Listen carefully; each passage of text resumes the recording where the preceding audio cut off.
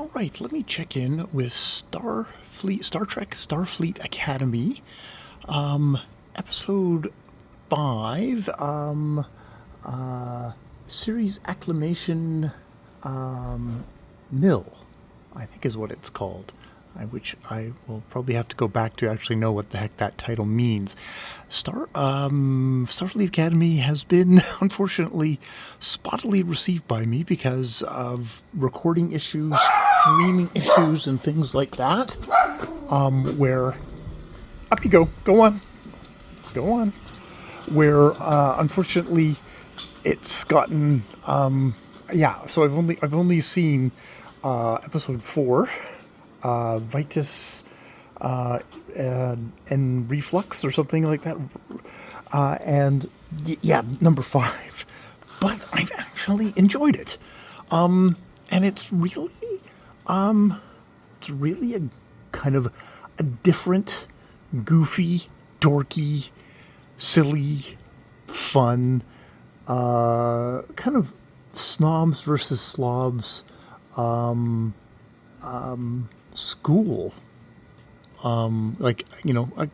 warring factions at a school kind of a show, but in the Star Trek universe.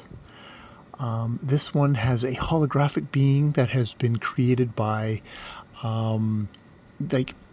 his young adult and his young adult maturity and stuff like that, and very exuberant, but Sam, who's been created by a series of photonic beings who apparently were created by human beings, but then mistreated, so they went away and have kind of evolved into their own thing, and they don't know if they can trust human beings, so they've sent Sam to study them and find out what's going on. This is her particular backstory. This is her particular story.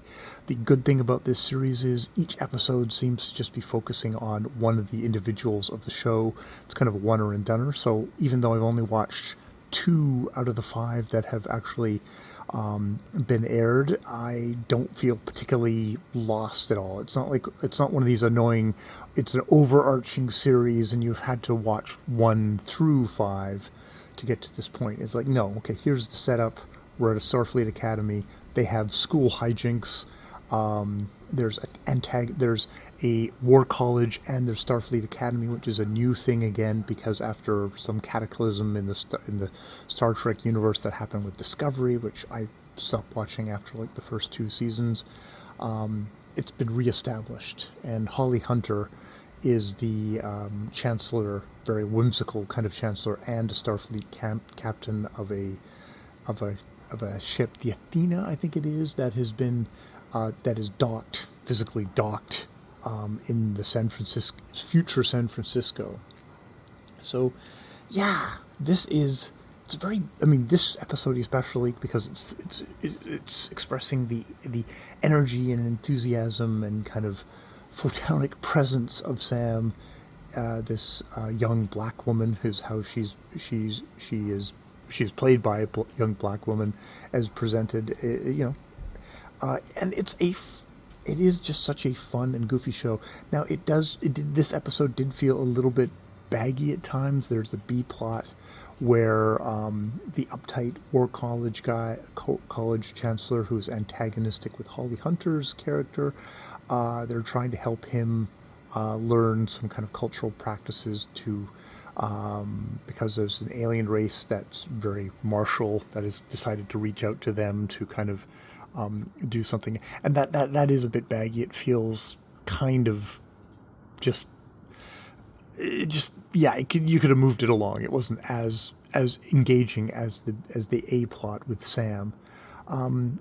Sam decides that the way to understand things is, I'm an emissary amongst my people, so I'm going to study another emissary, and that emissary is Captain, I believe by the time he leaves, Captain Sisko, who was the emissary for the Wormhole Prophets, the godlike near enough aliens who lived in the wormhole and that were worshipped as gods by the Bajorans.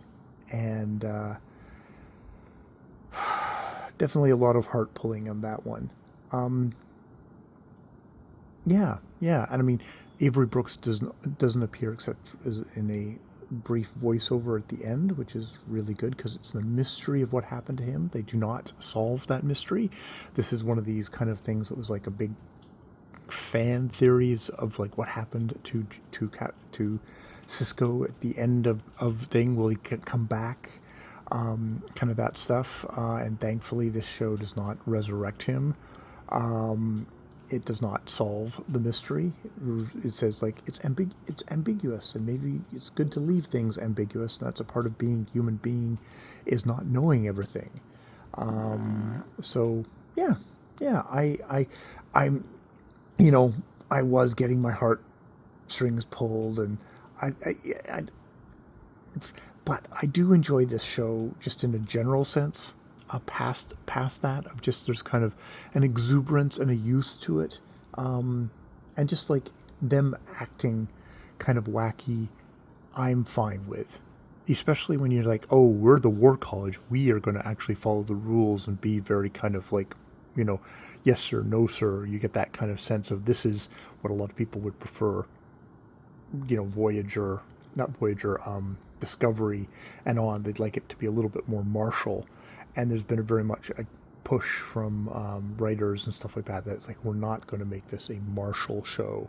I think there's something there of you see military propaganda and cop propaganda in a lot of shows, and you know, wanting to make us sympathize with that kind of segment of society.